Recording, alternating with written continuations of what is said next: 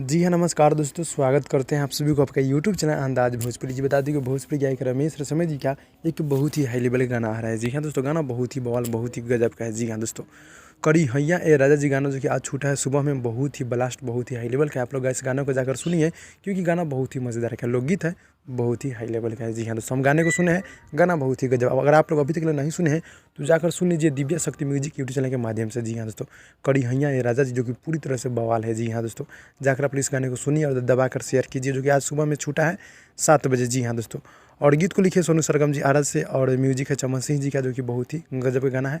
जो कि गाना दिव्या शक्ति साथ छूटा है भोरे भोरे, जो कि हम गाने को सुने हैं।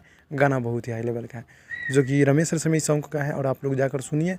वीडियो सॉन्ग है, बहुत ही मज़ेदार का है। जी हाँ दोस्तों, तो जितने भी रमेश रसमय जी को चाहने वाले भाई लोग देख रहे हैं, आप लोग मेरे चैनल को सब्सक्राइब कर, नोटिफिकेशन बेल आइकन आप लोग ऑल पे कर दीजिएगा। जी हाँ दोस्तों, ताकि आप लोग को छोटी खबर या बड़ी खबर मिलते रहेगा। बहुत ही जल्द इनका एक से बढ़ कर गाना आएगा, तो आप लोग रेडी हो जाएगा। जी हाँ दोस्तों, मिलते हैं अगली वीडियो में, तब तक के लिए धन्यवाद।